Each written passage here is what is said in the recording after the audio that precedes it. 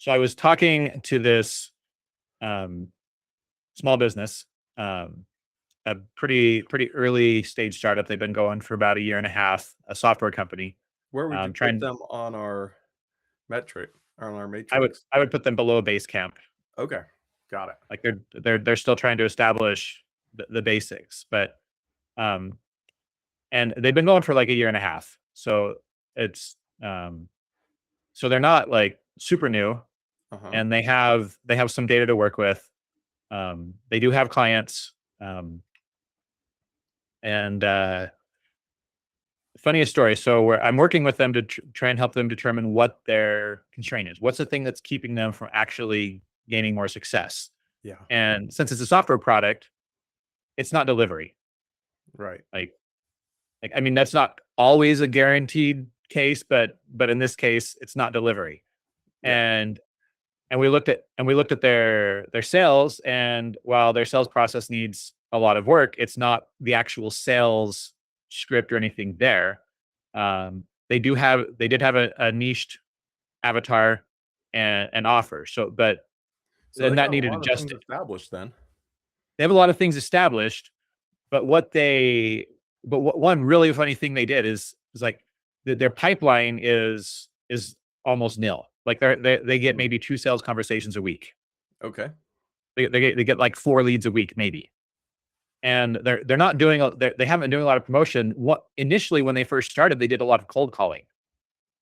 They got a list of all the people that met the criteria of their ideal Mhm. customer, and they were doing a lot of cold calling, and it was working. They knew what they had their conversion rates. They knew, they knew how things turn. And then one of them read a Reddit post Ah, very about good. their software that claimed that they were being um, that claimed that their software was vaporware, like that it was just gonna like they're just fly by nighters and the software just gonna disappear. Oh, Like, interesting. and they didn't want that, from a Reddit post. They didn't want that to become Some anonymous person true, right? is saying that And they're s- a fake company. and so what they did Hmm. is they changed their call script because of that Reddit post, and it quit working. So they quit doing cold calls. Wow. That that's painful. I mean, and and when I finally got that story out of them, it was just like, I just didn't for a second, I didn't even know where to go. Like, you guys you guys let somebody posting on the internet change your business process because of something that wasn't even an issue, something you were worried might be an issue but wasn't yet, Yeah. and you changed something that was working and broke it. And then so so it's like so one of the things they're doing is they're going back to cold calling and using their old script because it worked. Right, right. But they just needed somebody else standing on the outside to restate that situation in a way that they could see how ridiculous it was. I was at a meeting a little while ago, or a presentation, and the person that was presenting at that time was talking about he used to do door-to-door sales, which I know you're talking about cold call, totally different, but also in that same Eh, category. yeah. And he was saying that when he first started, didn't know anything about anything, first door, totally scared, got better, got better, got better. And he said that objections would happen, but you didn't address the objection until someone else brought it up to you. And it sounds like the company did the exact opposite. They said, "Oh, this one person on Reddit has this objection about us. We better make sure we're telling everybody the answer to that objection before they even bring it up." And all that did was make a bunch of people who hadn't thought about it start thinking about that objection. Yeah, yeah, they seeded their own losses ahead of time. Right. Wow. So Hmm. anyway, it was hopefully after our conversation they'll be able to get things turned around, and I'm going to follow up with them in a couple weeks and see what happened and if they were actually able to follow through on the commitments they made to each other. during our meeting, but You know, that actually reminds me of a door-to-door salesman I once had hit my house. And the kid, I think it was probably his first week knocking doors. Knock, knock, knock. I open the door. Hey, I'm just and he starts just throwing up on me these words. And then he was selling pest control. And he's like, and what we'll do is we're going to spray 6 feet up onto the side of the house with a pressure washer, level of pressure, and then we're going to spray out in the yard. And a lot of people will say, well, you don't need to use that much pressure. But let me tell you, you have to use that much pressure to get it up under the siding.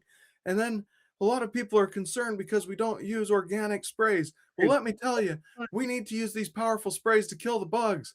And he just, every single objection that I think anyone had ever told him about, he wrapped it into a sales pitch. And I listened for the whole sales pitch just because I was so intrigued by this guy.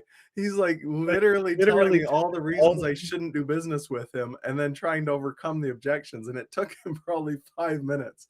And I was chuckling inside just from my perspective of having studied sales, having studied marketing, having studied branding, and seeing this person just falling on their face, dum, dum, dum, dum, over and over in front of me. And then I sent him on his way and thought that poor kid won't last another 3 days. yeah.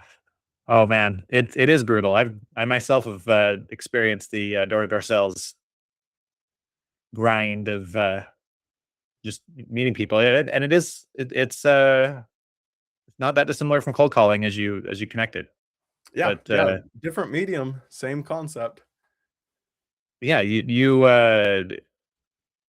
just have to find what works and then keep doing it. You can experiment. You should experiment to see if you can find a better way. But if your experiment doesn't work, then go back to the way that was working. Like Yeah, and pay attention. And it's just so these psychological things that can happen to us as business owners, as salesmen, as whatever. Um, they're they're really funny to look back on, but they're in the moment. I know the situation. You think you're doing everything that you think you're trying to you're doing your best. You're trying to do it right, yeah. but you're doing it completely wrong, Mm. and it's not working. And so, yeah, that's one reason why it is so satisfying to do what we do and help the small business owners to avoid making the same mistakes that we've either done ourselves in many cases and had to learn through the hard way, or seen other people make and been able to help them get through it as well. Yeah, absolutely.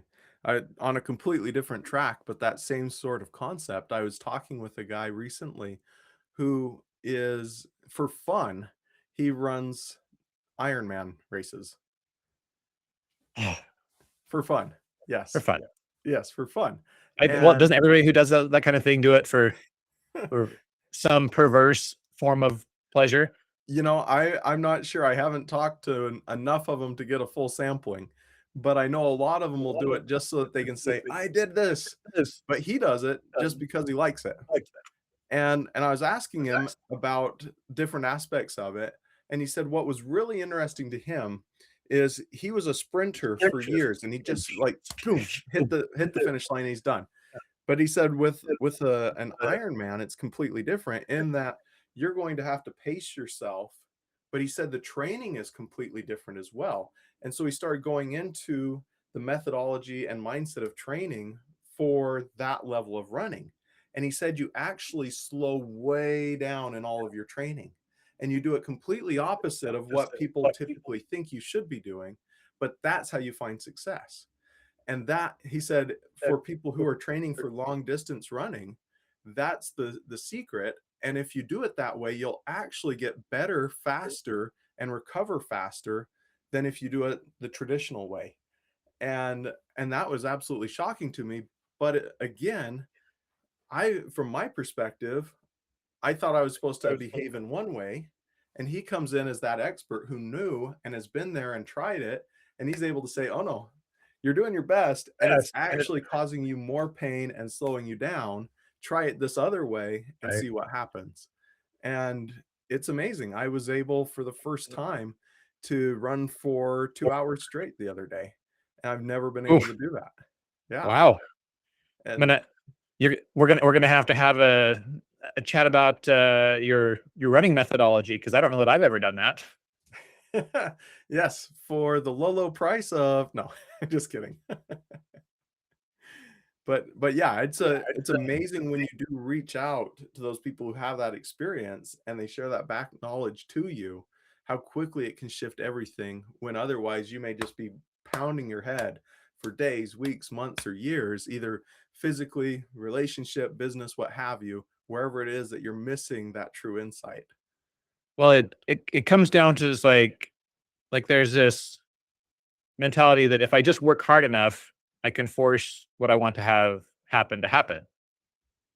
But if you're attempting to achieve a particular goal, even if you think about like a flat 2D plane and your vision is in one direction, there's 360 degrees in that circle. So there's 359 other ways you could go that don't get you to your destination. And we're not working on a flat plane. There's always And we're more than not one working on a flat plane. It's variable. way more complex than just that. Yep. So yeah, there's so many things that like the determination in and of itself is not enough. It's it's um it's required. Like it doesn't get easier. In fact, it gets in overall there's things that you bypass that you don't have to worry about anymore as you continue as you go on your business journey, but it doesn't get easier. It's just the challenges are different. Right. Yeah, the bigger the impact you're trying to have in the world means you're trying to move more weight, or there's more inertia acting against you, and that load is bigger and heavier than a person's going to expect. And it's going to take an individual a ton of effort to move that load, to shift the world, make that impact. Or if you get a team, the whole team can work together, but you have to be working in sync with that team pushing the same direction. But the bigger the goal, the bigger the ambition, the bigger the desire, the heavier, the harder, the bigger the load. So it will never come easy, but knowing what to work on, the right order to work on it, how to work on it, all those things make it so we're not wasting energy heading off in the wrong direction or chasing the wrong items or doing it the wrong way. Yeah. Yeah, and especially just starting with knowing where you're trying to get to is super important. So as I think about like as you bring the bigger future you want to bring into the present is that you same analogy as the inertia that you have to push against. And um if you want things easy, then just don't have anything that you care to accomplish. Yeah, And exactly. but their entrepreneurs aren't wired that way. Like we're not as I say this regularly, but we're not wired to just do the 9 to 5, get the six pack, and watch a game on the weekend, and then start that grind over the next day. That's not what we want. That's not why we started a business. That's not why we took our destiny into our own hands, so that we could be told what we're worth, so that we could punch a clock or do any of those other things. Like we're going to create our own future. We're gonna bring that future into the present, and so that determination is something that we all as entrepreneurs have. But if we can't focus and channel it in the right ways, it doesn't actually achieve help us achieve the result that we want. Right, right, absolutely. And going back to that idea of how big the pain is or how big the struggle will be, I was an interesting alternative view to that was I was listening to Viktor Frankl's book the other day, one of his books. And in the book, they were talking about pain and suffering, which for anyone who doesn't know, Viktor Frankl was in concentration camps during the war. And he was in Auschwitz for a while and was moved to different camps and survived and became one of the foremost experts on a number of areas in human psychology after the war. But he said that pain and suffering will fill as much space as we allow it. So it doesn't matter from an external standpoint how big the pain or the suffering is. It could be you have a little hangnail on your finger. It could be that you've broken your leg. It could be that you're starving to death like they were in those concentration camps. And he said that the pain and the suffering will fill up as much of the space that you allow it to take. And so if you don't allow it to take as much space and you force it over into this little box or into that little side, it creates more space for other alternatives as well. So if as entrepreneurs we're focusing on how difficult it is, that's all we're ever going to see. But if we change our mindset and recognize, yeah, I'm trying to affect massive change. It's going to take massive amounts of energy and effort. It's going to cause quote unquote pain and suffering. And you move that off to the side and recognize that's part of the price you're going to pay for the good that you're doing in the world. And just allocate when you're suffering that, yep, that goes in my pain pile. Now let's move back to the focus. You have the opportunity to compress the amount of time and energy and effort you're spending concentrating and thinking about the pain that you may be going through as you're trying to build what you want to build. Yeah, well, and I would even take a time to make a distinction in the words between pain and suffering, which again is a little bit different than what you may have been reading from Viktor Frankl, and it's not to detract from his point at all. It's to build on it. The idea being that pain is something that happens, and we don't really have a choice in whether or not we're going to experience pain in life. Um, the the choice we have is suffering. So pain just happens. Suffering is a choice, and it's how we react to that pain. Whether we, as you say, whether we allow it to consume us, whether it be a stub toe or a hangnail that we get um, over energized about, or whether we're just like, this is just the cost. Like this is just what has to happen in order for me to achieve what I want to achieve, and it's it becomes secondary, and you can just push past it, where it And it and becomes I'd say irrelevant. there are times where I've done a lot of construction in my life, and construction comes with pain. You just almost can't avoid it when you're trying to do that kind of physical labor. And there's been times where I've sustained an injury, but was so zeroed in on the work that I was doing, I didn't even realize that I was bleeding or that I had smashed something, and the pain didn't have a place to reside. And so it wasn't even registering for me. And my wife's like, "Oh, how'd you cut your finger?" What? I did? Where? And again, didn't have enough space in my life to even acknowledge that pain. Right. Yeah. And I think that's where you're like, the physical sensation exists, but you didn't allow it to turn into suffering because you had a bigger purpose, a bigger vision. Like the pain, like the pain became irrelevant, and that's where it's like if you and I've realized this multiple times in my own life. When I am experiencing greater suffering, and I realize, oh wow, I've allowed pain to transition into suffering. I recognize in great part it's because I don't have a big enough vision. I don't have a big enough future that I'm attempting to pull into the present. It's not compelling enough to make the pain irrelevant and make the Mhm. suffering part of it go away. Yeah. And so in order to fix that, I have to look out. I have to look at what impact do I want to have? Who am I going to serve? And wake up every day with that intent that I'm going to make that happen. Even if I don't know exactly how. Just waking up every day with the intent to improve myself and serve others is enough to make that pain transition away completely away from suffering and become nearly irrelevant. It's just simple. It becomes background noise. Right. So and I think that's an invitation for anybody listening is if you feel like you're just stuck in that grind, your business isn't going where you want it to go. It's like wake up with the intent that you're going to do something great, that you intend to serve others. And what are you bringing to the world today? And allow the past yesterday, last week, last year, whatever. Allow the past to stay in the past. Don't bring the past into the present or the future.